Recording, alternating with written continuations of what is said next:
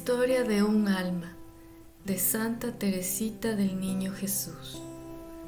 Audios de Unidos en el Amor a Jesús. Introducción.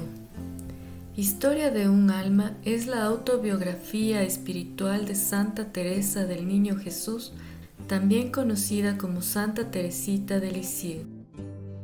Esta obra, escrita a través de cartas y memorias que ella misma escribió, ofrece una profunda visión de su vida, su fe y su experiencia personal con Dios. A través de sus palabras, Teresita nos invita a conocer su interioridad, sus luchas, sus momentos de gracia y la forma en que vivió su vocación con un amor ardiente y total hacia Dios.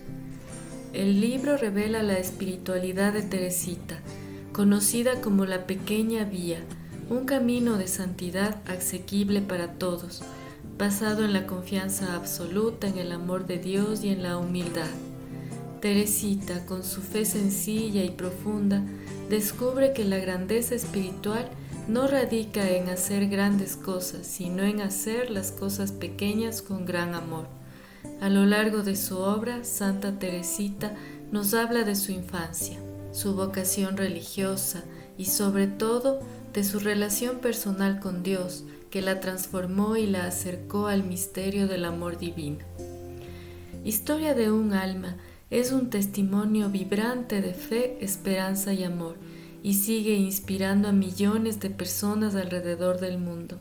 A través de sus humildes palabras, Santa Teresita nos enseña que el camino hacia la santidad no está reservado para unos pocos, sino que es accesible para todos los que se entregan con confianza y amor a Dios. Manuscrito dedicado a la Reverenda Madre Inés de Jesús.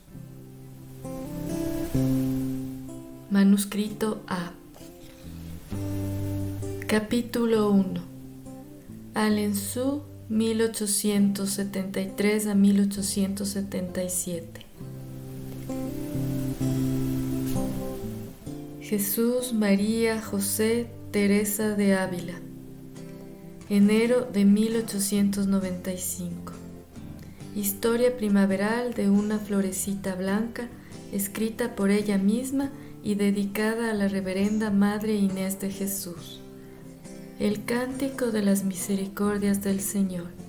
A ti, Madre querida, a ti que eres doblemente mi Madre, quiero confiar la historia de mi alma.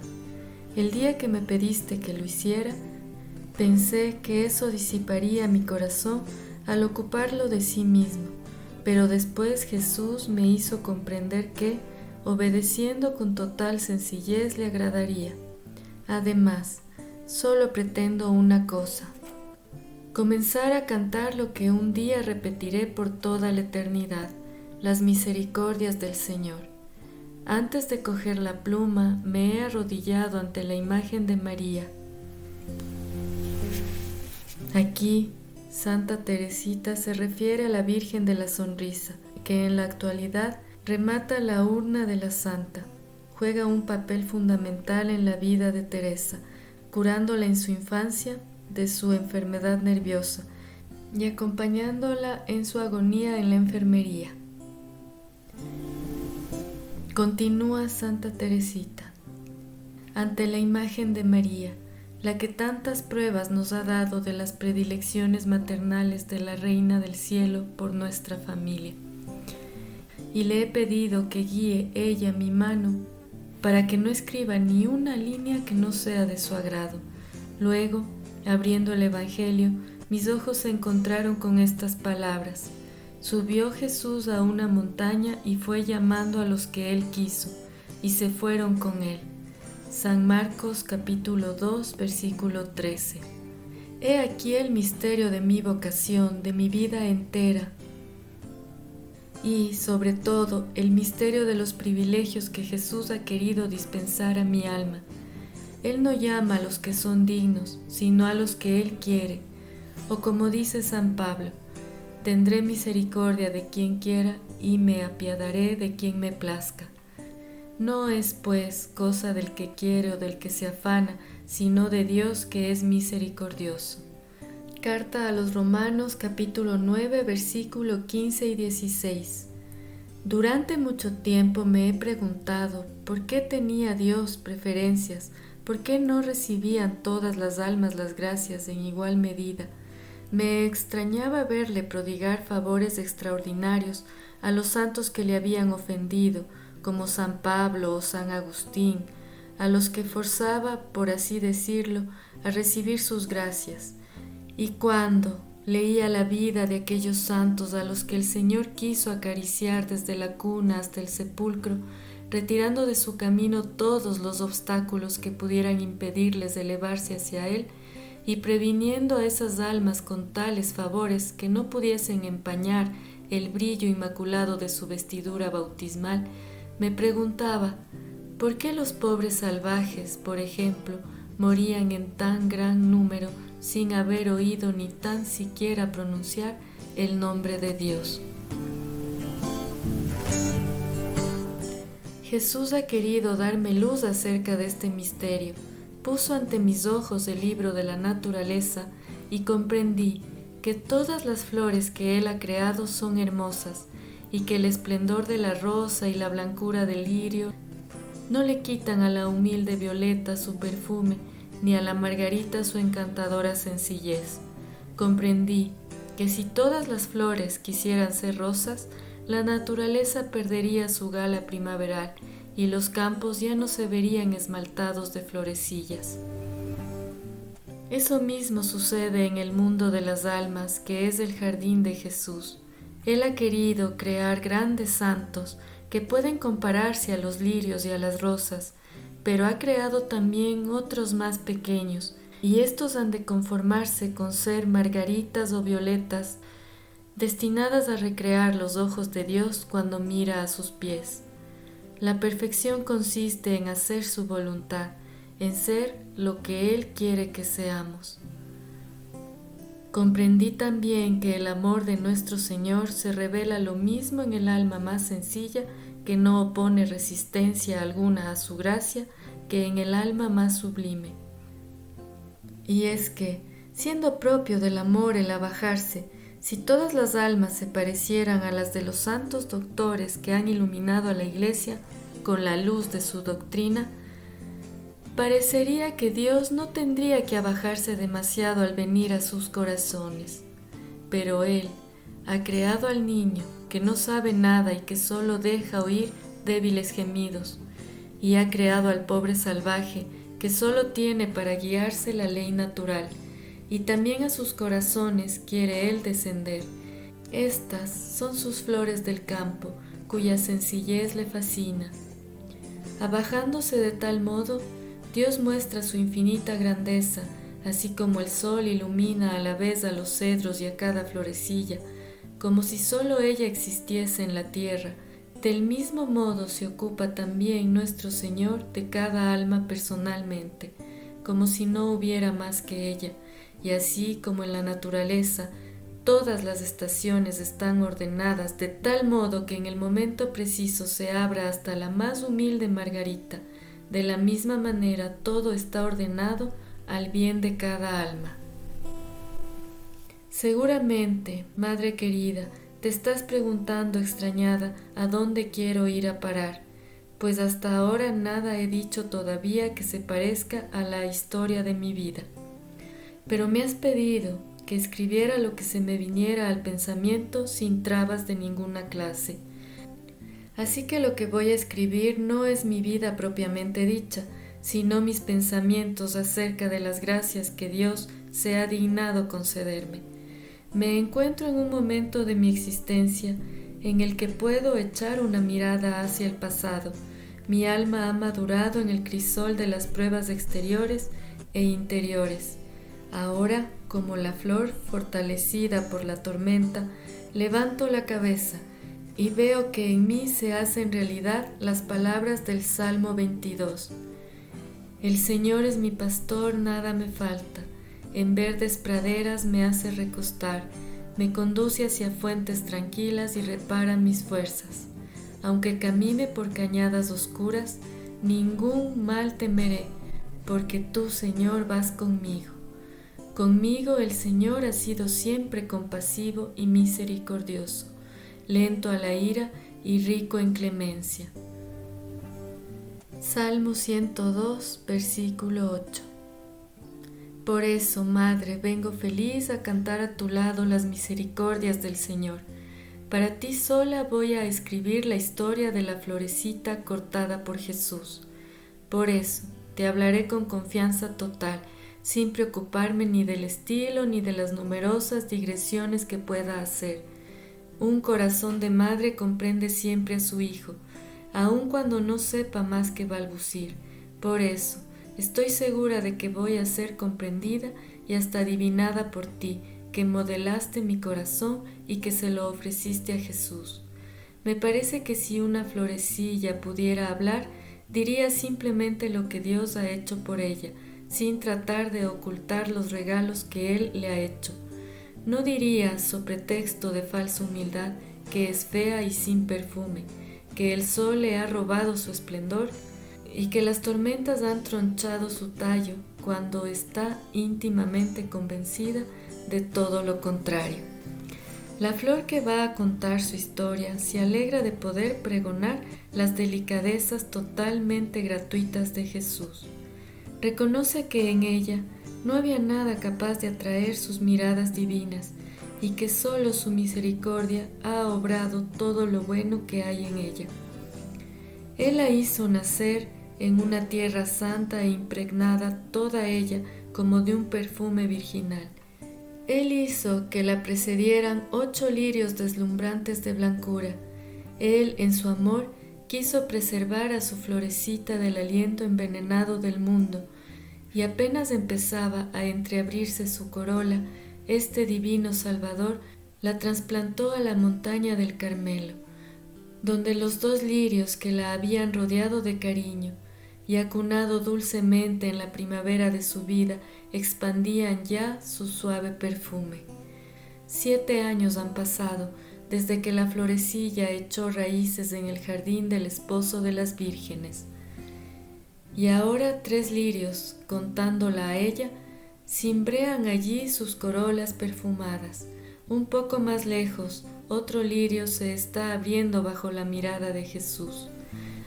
Y los 2 tallos benditos, de los que brotaron estas flores, están ya reunidos para siempre en la patria celestial. Allí se han encontrado con los otros 4 lirios que no llegaron a abrir sus corolas en la tierra. Ojalá Jesús tenga a bien no dejar por mucho tiempo en tierra extraña a las flores que aún quedan en el destierro. Ojalá que pronto el ramo de lirios se vea completo en el cielo. Nota adicional: Santa Teresita se refiere a toda su familia. Los 3 lirios en el Carmelo son ella y sus 2 hermanas. El otro lirio es Leonía en la Visitación. Los 2 tallos benditos son sus padres, que se han encontrado ya con los 4 lirios, que son sus hermanos y hermanas muertos en temprana edad.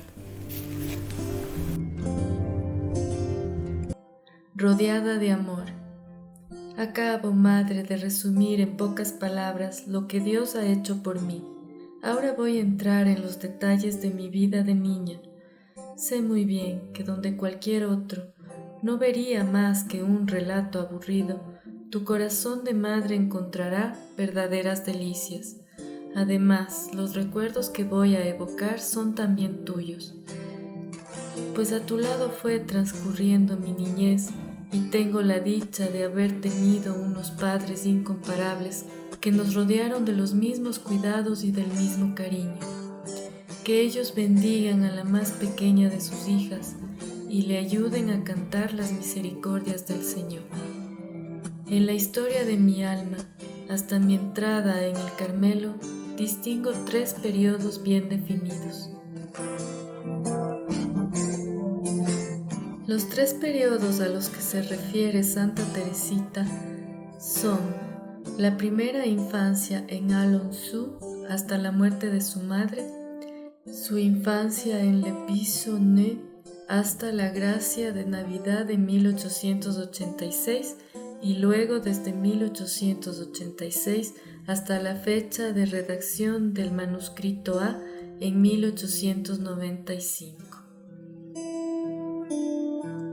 Continúa Santa Teresita. El primero, a pesar de su corta duración, no es el menos fecundo en recuerdos. Se extiende desde el despertar de mi razón hasta la partida de nuestra Madre querida para la patria del cielo.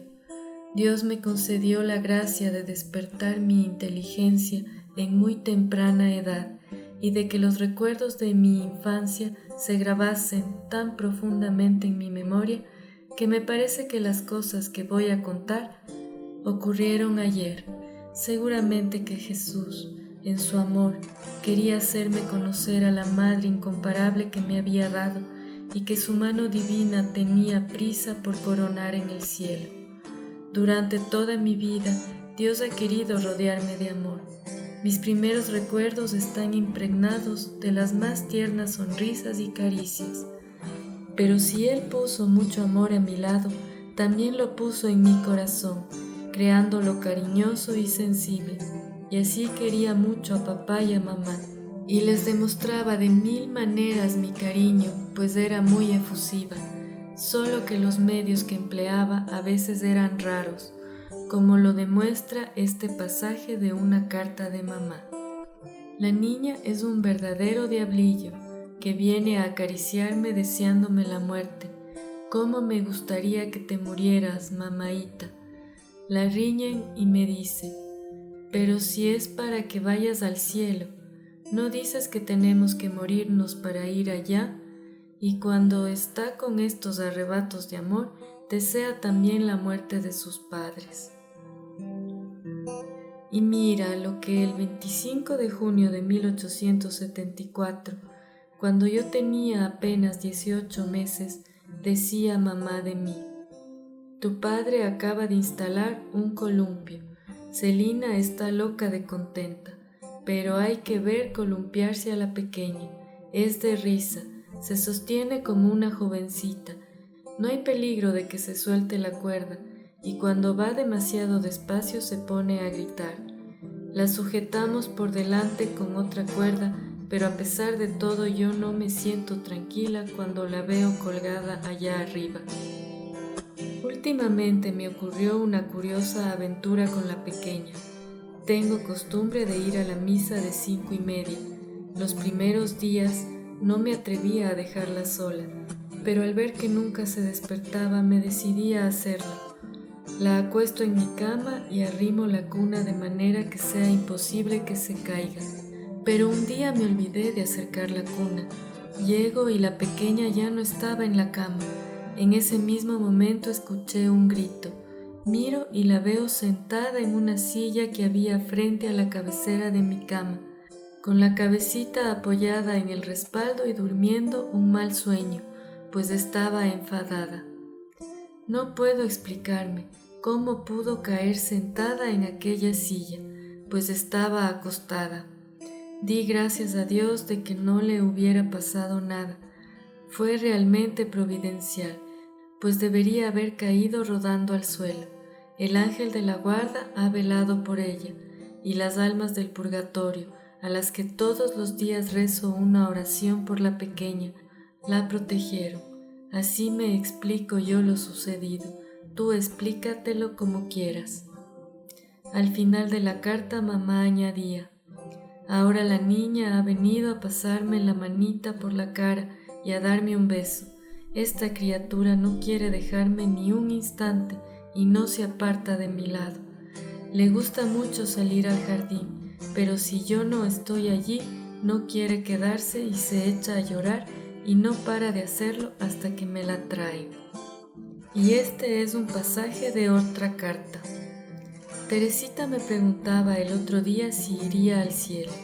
Yo le dije que sí, si se portaba bien, y me contestó, ya, y si no soy buena, iré al infierno, pero sé muy bien lo que haré en ese caso. Me echaré a volar contigo, que estarás en el cielo. ¿Y cómo se las arreglará Dios para cogerme? Tú me apretarás muy fuertemente entre tus brazos. Y leí en sus ojos que estaba firmemente convencida de que Dios no podría hacerle nada mientras estuviese en brazos de su madre. María quiere mucho a su hermanita y dice que es muy buena. No es extraño, pues esta criatura tiene miedo a darle el menor disgusto. Ayer quise darle una rosa, pues sé que le gustan mucho, pero se puso a suplicarme que no la cortase, porque María se lo había prohibido. Estaba excitadísima. No obstante, le di 2 y no se atrevía a aparecer por casa. En vano le decía que las rosas eran mías, que no, decía ella, que son de María. Es una niña que se emociona con gran facilidad. Cuando hace algún pequeño desaguisado, todo el mundo tiene que saberlo. Ayer rasgó sin querer una esquinita del empapelado y se puso que daba lástima. Había que decírselo enseguida a su padre. Cuando éste llegó, 4 horas más tarde, ya nadie pensaba en lo sucedido, pero ella fue corriendo a decirle a María: «Dile enseguida a papá que he rasgado el papel», y estaba allí como un criminal que espera su condena. Pero tiene su teoría de que, si se acusa, la perdonarán más fácilmente. Quería mucho a mi madrina, dice Santa Teresita. Su madrina era su hermana María. Y continúa: parecía que no, pero me fijaba mucho en todo lo que se hacía y se decía a mi alrededor, y me parece que juzgaba ya las cosas como ahora. Escuchaba muy atentamente lo que María enseñaba a Celina para actuar yo como ella. Después que salió de la visitación, en donde había estado internada el 2 de agosto de 1875, para obtener el favor de ser admitida en su cuarto durante las clases que le daba a Celina, me portaba muy bien y hacía todo lo que me mandaba. Por eso me colmaban de regalos que, pese a su escaso valor, me hacían mucha ilusión. Estaba muy orgullosa de mis 2 hermanas mayores, pero mi ideal de niña era Paulina. Cuando estaba empezando a hablar y mamá me preguntaba: «¿En qué piensas?», la respuesta era invariable: «En Paulina». Otras veces pasaba mi dedito por el cristal de la ventana y decía: «Estoy escribiendo Paulina». Oía decir con frecuencia que seguramente Paulina sería religiosa, y yo entonces, sin saber lo que era eso, pensaba: yo también seré religiosa. Es este uno de mis primeros recuerdos, y desde entonces ya nunca cambié de intención. Fuiste tú, madre querida, la persona que Jesús escogió para desposarme con él. Tú no estabas entonces a mi lado, pero ya se había creado un lazo entre nuestras almas. Tú eras mi ideal, yo quería parecerme a ti, y tu ejemplo fue lo que me arrastró, desde los 2 años de edad, hacia el esposo de las vírgenes. Cuántos hermosos pensamientos quisiera confiarte, pero tengo que continuar con la historia de la florecilla, con su historia completa y general, pues si quisiera hablar detalladamente de sus relaciones con Paulina, tendría que dejar de lado todo lo demás. Mi querida Leonía ocupaba también un lugar importante en mi corazón. Me quería mucho. Por las tardes, cuando toda la familia salía a dar un paseo, era ella quien me cuidaba. Aún me parece estar escuchando las lindas tonadas que me cantaba para dormirme. Buscaba la forma de contentarme en todo, por eso me habría dolido mucho darle algún disgusto. Me acuerdo muy bien de su primera comunión, sobre todo del momento en que me cogió en brazos para hacerme entrar con ella en la casa rectoral. Me parecía tan bonito ser llevada en brazos por una hermana mayor toda vestida de blanco como yo. Por la noche me acostaron temprano, pues yo era muy pequeña para quedarme al solemne banquete, pero aún estoy viendo a papá trayéndole a los postres a su reinecita unos trozos de tarta. Al día siguiente, a pocos días después, fuimos con mamá a casa de la compañerita de Leonía. Esta niña no se separó de Leonía un solo instante de este hermoso día, y por la noche, en el banquete solemne, la pusieron en el puesto de honor.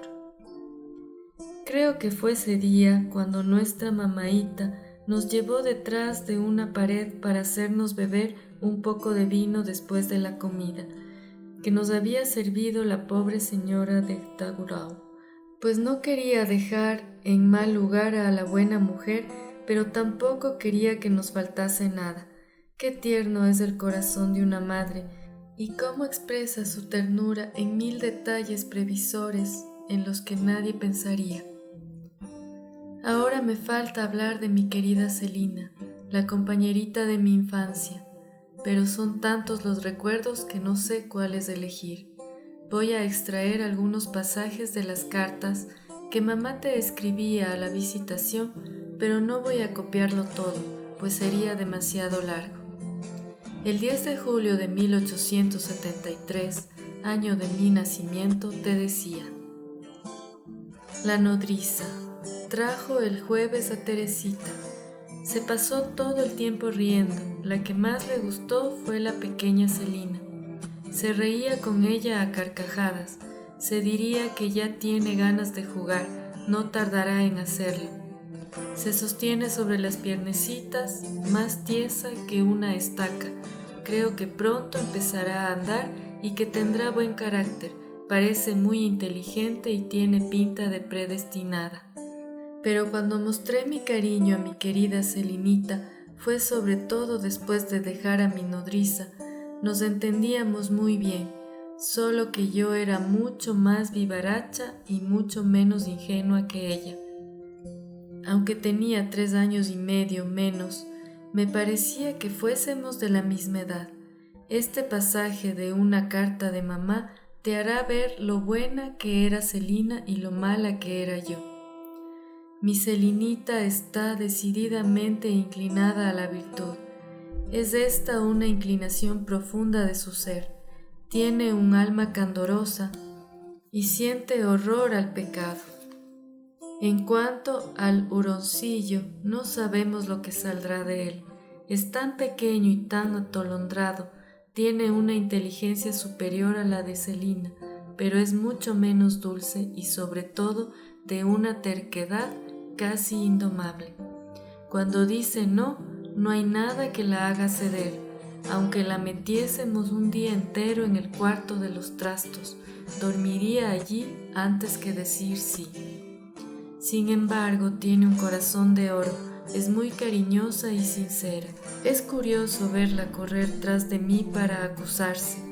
Mamá, he empujado a Celina, pero solo una vez. La he pegado una vez, pero no lo volveré a hacer. Y así en todo lo que hace.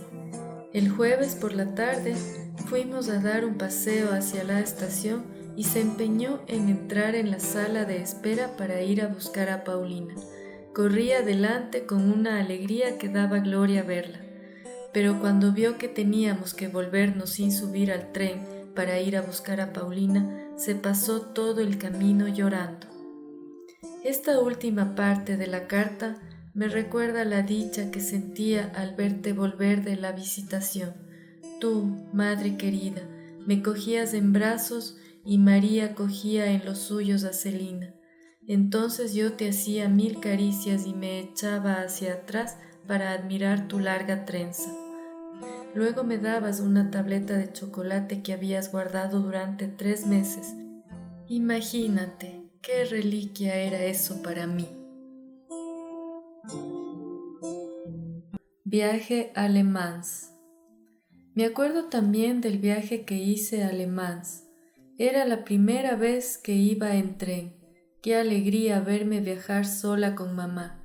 Sin embargo, ya no recuerdo por qué me eché a llorar, y nuestra pobre mamaíta solo pudo presentar a nuestra tía de Le Mans a un feo bichito, todo enrojecido, por las lágrimas que había derramado en el camino.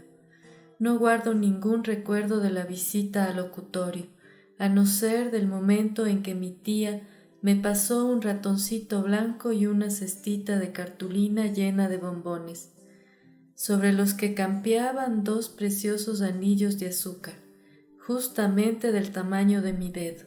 Inmediatamente exclamé: ¡qué bien! Ya tengo un anillo para Celina. Pero, ¡ay dolor!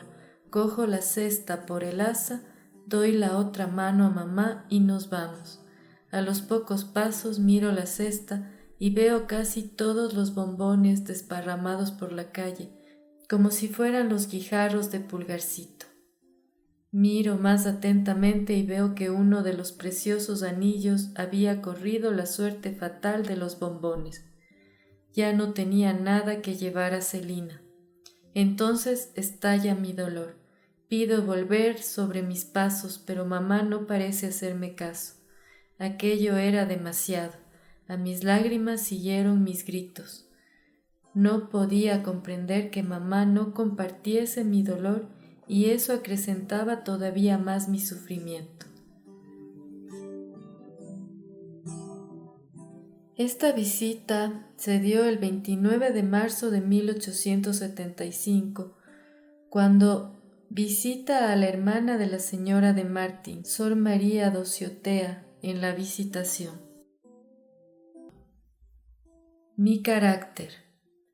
Vuelvo ahora a las cartas en las que mamá te habla de Celina y de mí.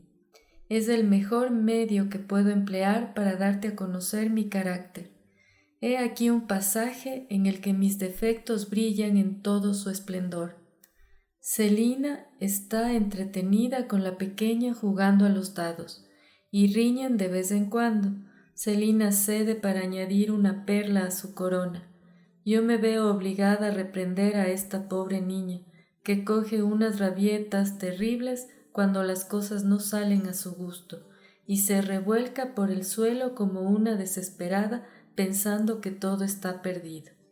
Hay momentos en que es más fuerte que ella y se le corta la respiración. Es una niña muy nerviosa. De todas maneras es un encanto y muy inteligente y se acuerda de todo. Ya ves, madre mía, qué lejos estaba yo de ser una niña sin defectos. Ni siquiera se podía decir de mí que fuese buena cuando estaba dormida, pues de noche era todavía más revoltosa que de día. Mandaba a paseo a todas las mantas, y dormida y todo me daba golpes contra los largueros de mi camita. El dolor me despertaba y entonces decía: mamá, me he golpeado. Nuestra pobre mamaíta se veía obligada a levantarse y comprobaba que, en efecto, tenía chichones en la frente y me había golpeado. Me tapaba bien y volvía a acostarse, pero al cabo de un momento yo volvía a golpearme. De suerte que se vieron obligados a atarme a la cama. Todas las noches la pequeña Celina venía a anudar las incontables cuerdas destinadas a evitar que el diablillo se golpease y despertara a su mamá. Esta medida dio buen resultado y desde entonces ya fui buena mientras dormía. Tenía también otro defecto, estando despierta, del que mamá no habla en sus cartas, que era un gran amor propio. No voy a darte más que 2 ejemplos para no alargar demasiado mi narración. Un día me dijo mamá: Teresita, si besas el suelo, te doy 5 céntimos. 5 céntimos era para mí toda una fortuna, y para ganarlos no tenía que bajar demasiado de mi altura, pues mi exigua estatura no me separaba muchos palmos de suelo. Sin embargo, mi orgullo se rebeló a la sola idea de besar el suelo, y poniéndome muy tiesa le dije a mamá: no, mamaíta, prefiero quedarme sin los 5 céntimos. En otra ocasión teníamos que ir a Grogny a visitar a la señora de Monnier. Mamá le dijo a María que me pusiese mi precioso vestido azul celeste, adornado de encajes, pero que no me dejara los brazos al aire, para que el sol no me los tostase. Yo me dejé con la indiferencia propia de las niñas de mi edad, pero interiormente pensaba que habría estado mucho más bonita con los bracitos al aire. Con una forma de ser como la mía, si hubiera sido educada por unos padres sin virtud, o incluso si hubiese sido mimada por Luisa, como Celina. Luisa era la criada de la familia. Habría salido muy mala y tal vez hasta me habría perdido. Pero Jesús velaba por su pequeña prometida y quiso que todo redundase en su bien, incluso sus defectos, que, corregidos a tiempo, le sirvieron para crecer en la perfección.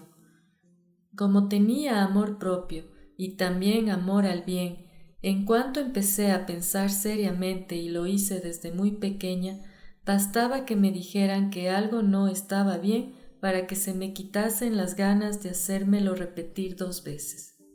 Veo con agrado que en las cartas de mamá, a medida que iba creciendo, le daba mayores alegrías.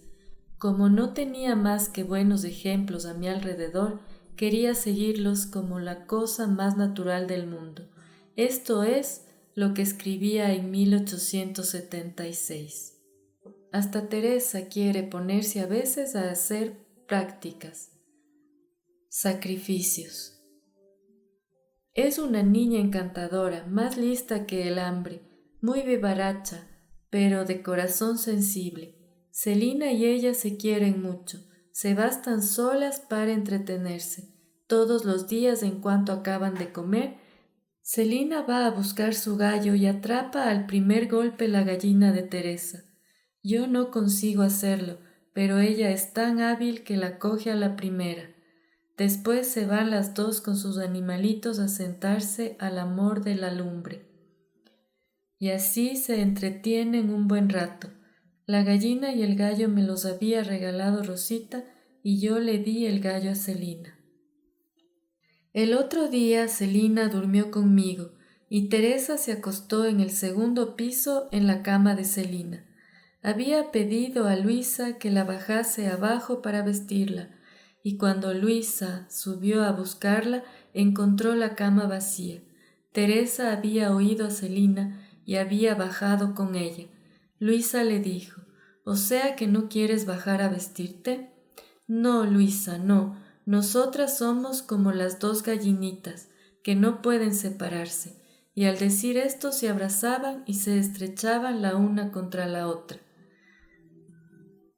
Luego, por la tarde, Luisa, Celina y Leonía se fueron al círculo católico y dejaron en casa a la pobre Teresa, que entendía perfectamente que era ella demasiado pequeña para ir, y decía: «Si por lo menos quisieran acostarme en la cama de Celina». Pero no quisieron. Ella no dijo nada y se quedó sola con su lamparita. Al cuarto de hora estaba ya profundamente dormida. Otro día mamá escribía también: «Celina y Teresa son inseparables. No es fácil ver a 2 niñas que se quieran tanto. Cuando María viene a buscar a Celina para la clase, la pobre Teresa se queda hecha un mar de lágrimas. Ay, ¿qué va a hacer de ella si se va su amiguita?» María se compadece y se la lleva también, y la pobre criatura se pasa 2 o 3 horas sentada en una silla. Le dan unas cuentas para que las ensarte o algún trapo para que cosa. No se atreve a rebullir y lanza con frecuencia profundos suspiros. Cuando se le desenhebra la aguja, intenta volver a enhebrarla. Y es curioso verla cuando no lo consigue y sin atreverse a molestar a María. Pronto se ven 2 gruesas lágrimas correr por sus mejillas. María la consuela inmediatamente y le vuelve a enhebrar la aguja, y el pobre angelito sonríe a través de sus lágrimas. Recuerdo en efecto que no podía vivir sin Celina y que prefería levantarme de la mesa sin terminar el postre a no irme tras de ella. En cuanto se levantaba, me volvía en mi silla alta, pidiendo que me bajasen y nos íbamos las 2 juntas a jugar. A veces nos íbamos con la hija del gobernador, lo cual me gustaba mucho a causa del parque y de los preciosos juguetes que nos enseñaba, pero más que nada iba allí por complacer a Celina, ya que prefería quedarme en nuestro jardincito raspando las tapias, pues quitábamos todas las brillantes lentejuelas que había en ellas y luego íbamos a vendérsela a papá, que nos la compraba muy serio. Los domingos, como yo era muy pequeña para ir a las funciones religiosas, mamá se quedaba a cuidarme. Yo me portaba muy bien y andaba de puntillas mientras duraba la misa, pero en cuanto veía abrirse la puerta, se producía una explosión de alegría sin igual. Me precipitaba al encuentro de mi preciosa hermanita, que llegaba adornada como una capilla, y le decía: «Celina, dame enseguida pan bendito». A veces no lo traía porque había llegado demasiado tarde. ¿Qué hacer entonces? Yo no podía pasarme sin él.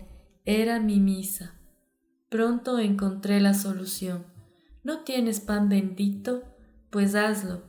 Dicho y hecho, Celina cogía una silla, abría la alacena, cogía el pan, cortaba una rebanada y rezaba muy seria un Ave María sobre él. Luego me lo ofrecía y yo, después de hacer con él la señal de la cruz, lo comía con gran devoción, encontrándole exactamente el mismo gusto que el del pan bendito. Con frecuencia hacíamos juntas conferencias espirituales. He aquí un ejemplo que entresaco de las cartas de mamá. Nuestras dos queridas pequeñas, Celina y Teresa, son ángeles de bendición. Tienen una naturaleza verdaderamente angelical. Teresa constituye la alegría y la felicidad de María y su gloria. Es increíble lo orgullosa que está de ella.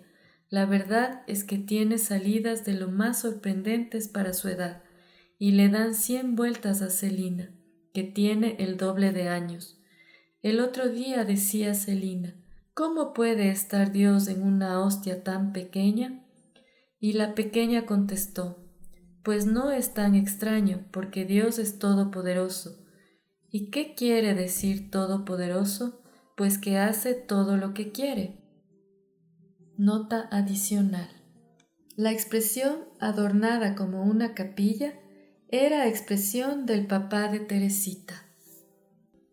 Yo lo escojo todo. Un día Leonía, creyéndose ya demasiado mayor para jugar a las muñecas, vino a nuestro encuentro con una cesta llena de vestiditos y de preciosos retazos para hacer más. Encima de todo venía acostada su muñeca. «Tomad, hermanitas», nos dijo, «escoged, os lo doy todo para vosotras». Celina alargó la mano y cogió un mazo de orlas de colores que le gustaba. Tras un momento de reflexión, yo alargué a mi vez la mano, diciendo: «Yo lo escojo todo», y cogí la cesta sin más ceremonias. A los testigos de la escena la cosa les pareció muy justa, y ni a la misma Selena se le ocurrió quejarse, aunque la verdad es que juguetes no le faltaban, pues su padrino la colmaba de regalos, y Luisa encontraba la forma de agenciarle todo lo que deseaba. Este insignificante episodio de mi infancia es el resumen de toda mi vida. Más tarde, cuando se ofreció ante mis ojos el horizonte de la perfección, comprendí que para ser santa había que sufrir mucho, buscar siempre lo más perfecto y olvidarse de sí misma. Comprendí que en la perfección había muchos grados y que cada alma era libre de responder a las invitaciones del Señor y hacer poco o mucho por Él, en una palabra, de escoger entre los sacrificios que Él nos pide. Entonces, como en los días de mi niñez, exclamé: «Dios mío, yo lo escojo todo. No quiero ser santa a medias, no me asusta sufrir por ti, solo me asusta una cosa: conservar mi voluntad. Tómala, pues yo escojo todo lo que tú quieres». Pero tengo que cortar. No puedo adelantarme todavía a hablarte de mi juventud, sino de aquel diablillo de 4 años. Recuerdo un sueño que debí tener por esta edad y que se me grabó profundamente en la imaginación. Una noche soñé que salía a dar un paseo, yo sola, por el jardín. Al llegar al pie de la escalera que tenía que subir para llegar él, me paré, sobrecogida de espanto. Delante de mí, cerca del emparrado, había un bidón de cal y sobre el bidón estaban bailando dos horribles diablillos, con una agilidad asombrosa a pesar de las planchas que llevaban en los pies. De repente fijaron en mí sus ojos encendidos y luego, en ese mismo momento, como si estuvieran todavía más asustados que yo, saltaron del bidón al suelo y fueron a esconderse en la ropería que estaba allí enfrente. Al ver que eran tan poco valientes, quise saber lo que iban a hacer y me acerqué a la ventana. Allí estaban los pobres diablillos corriendo por encima de las mesas y sin saber qué hacer para huir de mi mirada. A veces se acercaban a la ventana mirando nerviosos si yo seguía allí, y al verme volvían a echar a correr como desesperados. Seguramente este sueño no tiene nada de extraordinario. Creo que Dios ha querido que lo recuerde siempre para hacerme ver que un alma en estado de gracia no tiene nada que temer de los demonios, que son unos cobardes capaces de huir ante la mirada de un niño. Voy a copiar aquí otro pasaje que encuentro en las cartas de mamá. Nuestra pobre mamaíta presentía ya el final de su destierro. La enfermedad de índole cancerosa, cuyos primeros síntomas aparecieron ya en 1865, se declaró abiertamente en octubre de 1876. Dice la carta de la mamá de Teresita. Las dos pequeñas no me preocupan, están muy bien las dos. Son naturalezas privilegiadas, sin duda alguna, serán buenas. María y tú podréis educarlas perfectamente. Celina no me comete nunca la menor falta voluntaria. También la pequeña será buena.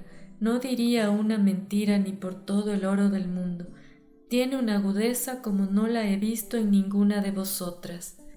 El otro día estaba en la tienda con Celina y con Luisa. Hablaba de sus prácticas y discutía animadamente con Celina. La señora le preguntó a Luisa, ¿qué es lo que quiere decir? Cuando juega en el jardín no se oye hablar más de prácticas. La señora Gaucherín se asoma a la ventana para tratar de entender qué significa esa discusión sobre las prácticas. Esta criatura constituye nuestra felicidad, será buena, se le ve ya el germen.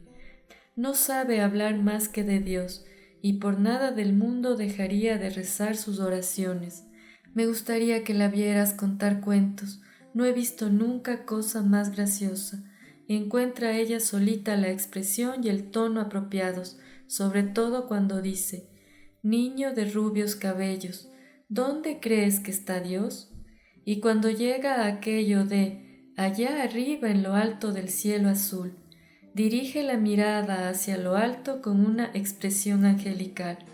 No nos cansamos de hacérselo repetir, resulta tan hermoso, hay algo tan celestial en su mirada que uno se queda extasiado. Madre mía querida, qué feliz era yo a esa edad. Empezaba ya a gozar de la vida, se me hacía atractiva la virtud y creo que me hallaba en las mismas disposiciones que hoy, con un gran dominio ya sobre mis actos. Ay, qué rápidos pasaron los años soleados de mi niñez, pero también qué huella tan dulce dejaron en mi alma. Recuerdo ilusionada los días en que papá nos llevaba al pabellón. Hasta los más pequeños detalles se me grabaron en el corazón. El pabellón era una pequeña propiedad que el señor Martín había comprado antes de casarse, actualmente calle de Pabellón de Santa Teresa. Continúa Teresita.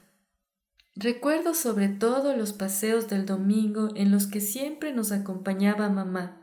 Aún siento en mi interior las profundas y poéticas impresiones que nacían en mi alma a la vista de los campos de trigo esmaltados de ancianos y de flores silvestres.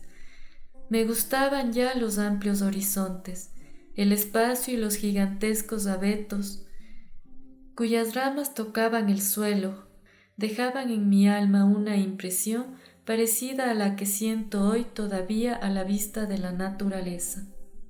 Con frecuencia durante esos largos paseos nos encontrábamos con algún pobre y Teresita era siempre la encargada de llevarles la limosna, cosa que le encantaba. Pero a menudo también pareciéndole a papá que el camino era demasiado largo para su reinecita, la llevaba a casa antes que a las demás, muy a su pesar, y entonces para consolarla, Celina llenaba de margaritas su linda cestita y a la vuelta se las daba. Pero ay, la pobre abuelita. La mamá del señor Martín pensaba que su nieta tenía demasiadas y cogía una buena parte de ellas para su virgen. Esto no le gustaba a Teresita, pero se guardaba muy bien de decir nada, pues había adquirido la buena costumbre de no quejarse nunca, incluso cuando le quitaban lo que era suyo o cuando la acusaban injustamente, prefería callarse y no excusarse, lo cual no era mérito suyo sino virtud natural. Qué lástima que esta buena disposición se haya desvanecido. Y continúa Teresita. Sí, verdaderamente todo me sonreía en la tierra. Encontraba flores a cada paso que daba, y mi carácter alegre contribuía también a hacerme agradable la vida. Pero un nuevo periodo se iba a abrir para mi alma. Tenía que pasar por el crisol de la prueba y sufrir desde mi infancia, para poder ofrecerme mucho antes a Jesús. Igual que las flores de la primavera, comienzan a germinar bajo la nieve y se abren a los primeros rayos del sol, así también la florecita, cuyos recuerdos estoy escribiendo, tuvo que pasar también por el invierno de la tribulación.